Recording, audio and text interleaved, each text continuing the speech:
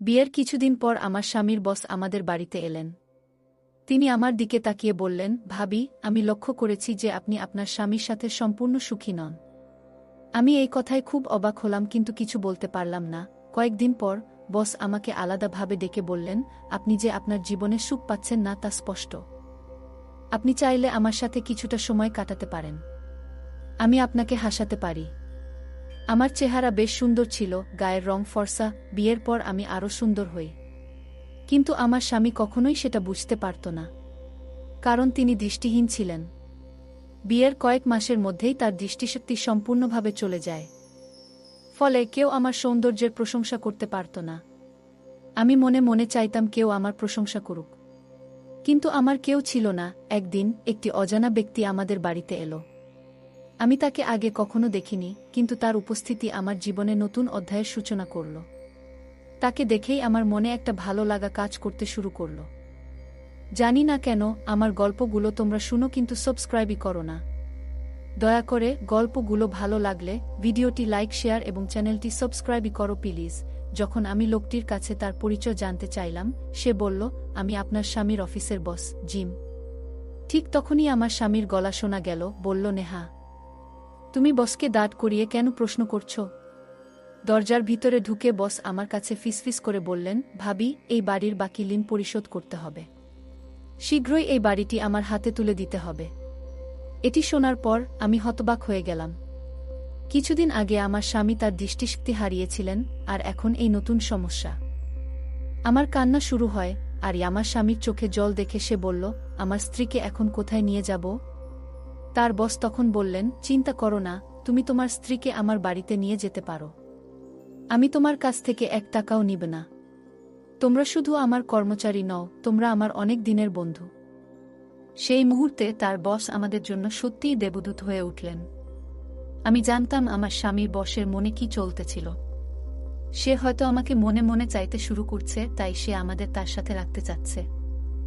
আমরা তৎক্ষণাৎ রাজি হয়ে গেলাম এবং আমি আমার জিনিসপত্র নিয়ে জিম সাহেবের বাসায় গেলাম, কারণ এছাড়া কোনো উপায় ছিল না। সেখানে কোনো পরিবারের সদস্য ছিল না, শুধু আমরা। আমার স্বামীর বস আমাকে বললেন, তুমি কাজের চিন্তা করো না, শুধু স্বামীর যত্ন নাও। আমাদের সাহায্য করার জন্য অনেকে আছে। আমাদের রুম দেখানোর পর জিম বাড়িতে থাকলো আমাদের সাথেই এবং অফিসের কাজগুলো করে। আমি সেই মাসের বেতন পেয়েছিলাম, আর পরের দিন থেকে নিজের রুমের বাথরুমে গিয়ে স্নান করতেছিলাম। সেই সময় আমি শুধু গাউন পরেছিলাম, কারণ বাথরুমটা ছিল একান্ত আমার জন্য। তখন ঘরে ছিল একজন দাসী, যার নাম করিমা বাই। এটা একদিনের ঘটনা। আমি তখন স্নানঘর থেকে বের হচ্ছিলাম, শরীরে গাউন জড়িয়ে। দরজা খোলার পর দেখতে পেলাম এক ভদ্রমহিলা দাঁড়িয়ে আছেন। তিনি বললেন, আমি করিমা বাই, কিছু লাগলে আমাকে জানাবেন। আমি তার সঙ্গে কুশল বিনিময় করলাম এবং মনে হলো গা মোছার তোয়ালে দরকার। করিমাকে জিজ্ঞেস করলাম, তোয়ালে কোথায় রাখা হয়েছে? তিনি বললেন, ওটা ভালো করে ভাঁজ করা আছে, আপনি নেবেন? এই কথার পর আমি তোয়ালে নিয়ে স্নানঘরে চলে গেলাম। তখনই দরজার বাইরে কেউ কড়া নাড়ল। আমি দরজা খুলে দেখি আমার স্বামীর অফিসের বস দাঁড়িয়ে আছেন। একটু অবাক হলেও বললাম, বস, কিছু দরকার ছিল? তিনি হেসে বললেন, একটি জরুরি ফাইল দরকার, তাই এসেছি। আমি তখন কিছু না বলে ফাইল খুঁজতে শুরু করলাম। ওই অবস্থায় ফাইল পেয়ে দিয়ে আসার সময় তিনি বললেন, আপনার চেহারা খুব সুন্দর। তার মুখ থেকে প্রশংসা শুনে একটু অপ্রস্তুত হয়ে গেলাম। সন্ধ্যায় যখন আমরা সবাই একসাথে বসেছিলাম, তখন স্বামীর পাশে বসে তাকে খাইয়ে দিচ্ছিলাম। স্বামীর হাত ধরতে গিয়ে আমি হঠাৎ একটু ঘাবড়ে গেলাম, কারণ সেখানে বসেছিলেন। আমাদের কথোপকথনে তার চোখে কিছু আলাদা ভাব লক্ষ্য করলাম। তিনি তখন বললেন, ভাবি, খাবারটি দারুণ হয়েছে, আপনাকে রাগ করতে হবে না। তার কথায় একটু খুশি হলাম, আর তার মুখের দিকে তাকিয়ে দেখলাম তিনি সত্যিই আন্তরিক। একটু সময় পর আমি আবার স্বামীর পাশে বসে তাকে খাইয়ে দিচ্ছিলাম, যখন আমার হাত আবারও তার দিকে চলে যায়। আমার মুখে ভয়ের ছায়া পড়ে না। তারপর তিনি বললেন, আজকের খাবারটায় কিছু ভিন্নতা ছিল, সত্যিই খুব উপাদেয়। তার কথায় আমার চোখের জল নেমে এলো, কারণ কেউ আমার এত কাছের মানুষ এতদিন পর প্রশংসা করছে। করিমা এসে আমাকে বলল, ভাবি, আপনি ভালোই আছেন? আমি তখন বললাম, হ্যাঁ, সব ঠিক আছে। তোমার কাজের জন্য ধন্যবাদ। রাতে যখন সবাই ঘুমিয়ে পড়ল, আমি আবারও স্বামীর পাশে গিয়ে বসলাম। স্বামীকে খুশি করার চেষ্টা করলাম। কারণ ভালোবাসা হল জীবনের শ্রেষ্ঠ সম্পদ। তারপর দিন আমার স্বামীর বস এর সাথে এই দুপুরের খাবার খাচ্ছিলাম। ভয় পেজো না, আমি তোমাকে জোর করে খাওয়াচ্ছি বলেই তোমাকে একটু রাগ দেখিয়েছি। স্বামীর বস বললেন, আমি তার জন্য দুঃখিত, তোমার সঙ্গে এমনটা করা ঠিক হয়নি। তার কথায় আমার ভেতরে স্নেহের অনুভূতি জাগল। আমি আবেগে তার কাঁধে মাথা রেখে কান্নায় ভেঙে পড়লাম। যখন থেকে আমার স্বামী তার দৃষ্টিশক্তি হারিয়েছে, আমার স্বামীর হাসি আমার জীবন থেকে হারিয়ে গেছে। সেই রাতে আমি আমার স্বামীর বসের সামনে আবেগপ্রবণ হয়ে বললাম, এই সময় আমি অনেক একাকিত্ব অনুভব করছি। জানি না কেন আমি আমার মনের সব কথা তার সাথে শেয়ার করতে থাকলাম। বস শান্তভাবে বললেন, আমি তোমার পরিস্থিতি বুঝতে পারছি। যদি কখনো তোমার মনের কথা বলতে ইচ্ছে হয় তবে আমার সঙ্গে শেয়ার করতে পারো। তবে হ্যাঁ, আজ থেকে আমাকে বস বলে ডেকো না। আমি তোমার স্বামীর বন্ধু, তুমি আমাকে নাম ধরে ডাকতে পারো। আমাদের একে অপরের পাশে থাকার প্রয়োজন, তাতে হয়তো তোমার সমস্যাগুলো কিছুটা লাঘব হবে। আমি তখন মৃদু হেসে বললাম, ধন্যবাদ জিম। এটা আমার জন্য অনেক বড় সান্ত্বনা। আমরা এভাবে কথোপকথনে ডুবেছিলাম। হঠাৎ আমার রুম থেকে স্বামীর কাশি শোনা গেল। আমি দ্রুত রুমে গেলাম। সেখানে গিয়ে দেখি স্বামী গভীর ঘুমে আচ্ছন্ন, এমনকি আমার চোখের সামনে ছিল স্বামীর বস জিম। কিছুদিন পর আমার বোন সুমি আমাদের সাথে দেখা করতে এলো। যাই হোক, এখন আমরা যে বাড়িতে থাকি তা জিমের। যদিও আমি সুমিকে এ ব্যাপারে কিছু বলিনি, সেই সময়টা ছিল আমার জন্য খুব কঠিন। কিন্তু জিম সবসময় আমার পাশে ছিল। আমি অনুভব করেছিলাম যে জীবন কতটা কঠিন হলেও কেউ পাশে থাকলে তা সহজ হয়ে যায়। তুমি তোমার বোন সুমিকে বলো যে এই বাড়িটা আমাদেরই, বল জিম। আমি তখন সুমিকে বললাম, হ্যাঁ, এটা আমাদেরই বাড়ি। সুমি যখন আমাদের বাড়িতে এসেছিল তখন আমি লক্ষ্য করলাম সে জিম এর দিকে বেশ মনোযোগ দিচ্ছে। সুমি তখনও অফিস থেকে ফিরে আসেনি, আর জিমও বাড়িতে ছিল না। সেই সময় সুমি মজা করে বলল, তোর স্বামীর বন্ধুর সাথে ভালোই বন্ধুত্ব হয়েছে, তাই না? আমি ভাবছি আজ রাতেই তাকে প্রস্তাব দিই। সে জানত না যে আমরা যে বাড়িতে থাকি সেটা আসলে জিমের। এ বিশ্বাসটা গোপন রাখার জন্য আমি চুপ থাকলাম। পরে আমি জিমের ঘরে গিয়ে দেখি তিনি কিছু উপহার এনেছেন। সেই সময় সুমি এসে হাজির হয়। আমি দরজা খোলামাত্রই সুমিকে জোরে চিৎকার করে উঠি।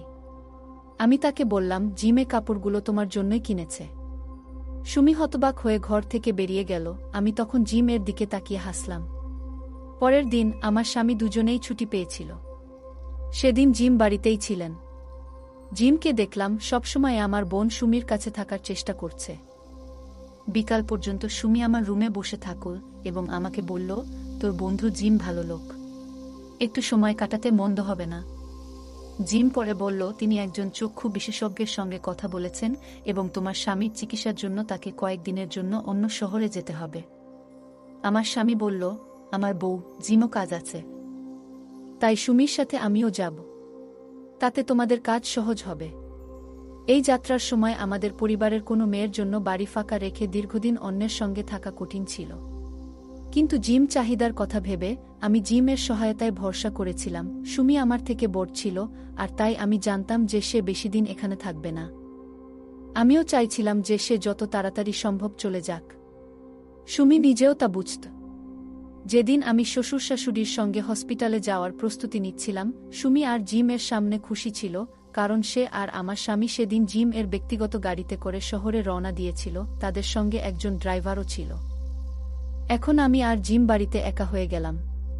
রাতে জিম যখন আমার সাথে কথা বলার চেষ্টা করতেন, আমি রাগ করে আমার রুমে চলে যেতাম। হয়তো তিনি সেটা বুঝতে পারতেন। জিম একদিন আমার কাছে একটি বাক্স নিয়ে এলেন। সেই বাক্সে ছিল একটি নতুন পোশাক। তিনি আমাকে সেটা দিয়ে বললেন, এটা তোমার জন্য। কিন্তু আমি খুশি হলাম না। মনে হচ্ছিল এটা হয়তো সুমির জন্য ছিল। আমি রাগ করে বললাম, জিম, আপনি আগে এই পোশাকটা আমার ছোট বোনকে দিয়েছিলেন, এখন কেন আবার আমার জন্য নিয়ে এলেন? জিম বললেন, নেহা, এটা সত্যি তোমার জন্য। আমি কখনো এরকম পোশাক কাউকে দিইনি। এই প্রথম তোমার জন্য কিছু এনেছি।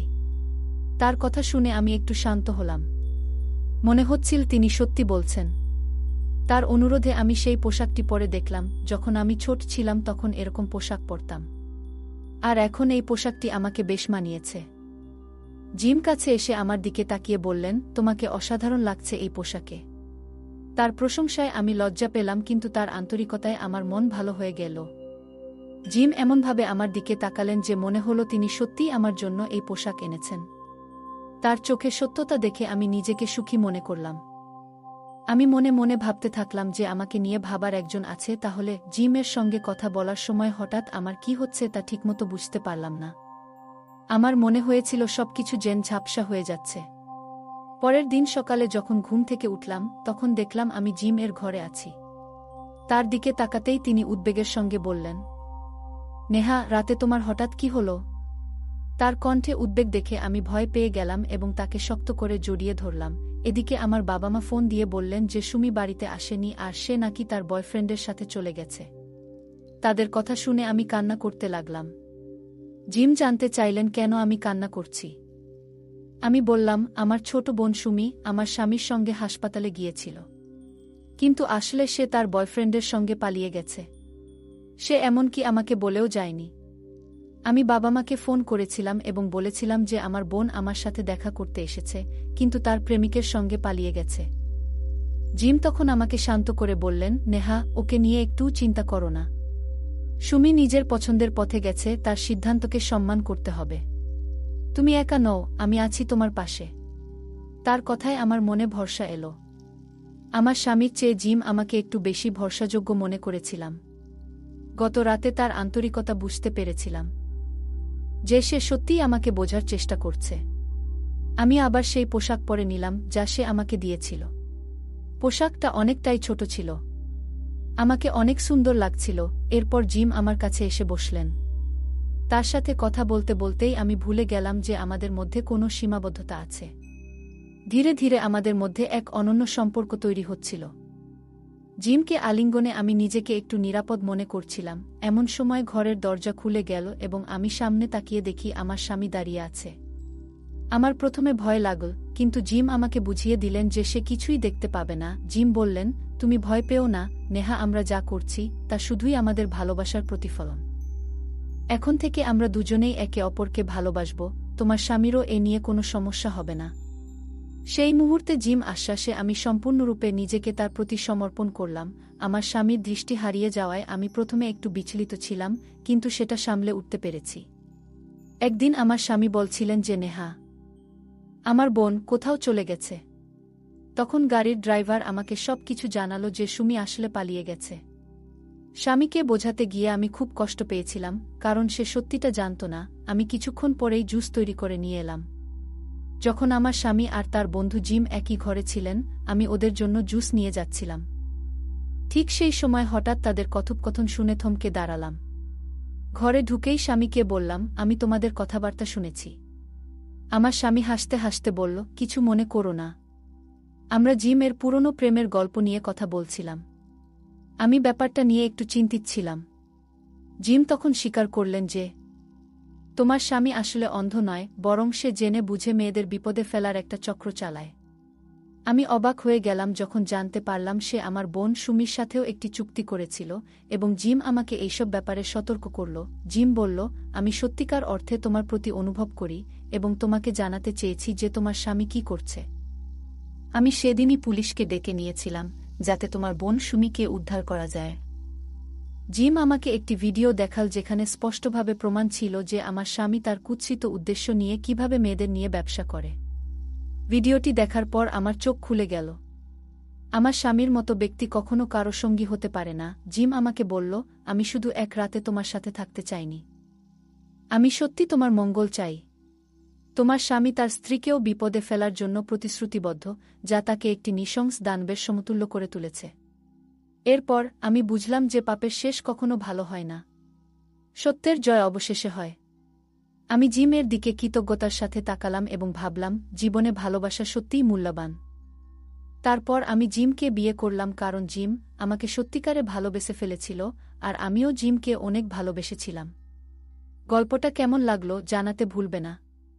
আরও মজার মজার রোমান্টিক গল্প শুনতে চাইলে ভিডিওটি লাইক, শেয়ার এবং চ্যানেলটি সাবস্ক্রাইব করতে এবং বেল আইকনটি ক্লিক করতে ভুলবে না। ধন্যবাদ।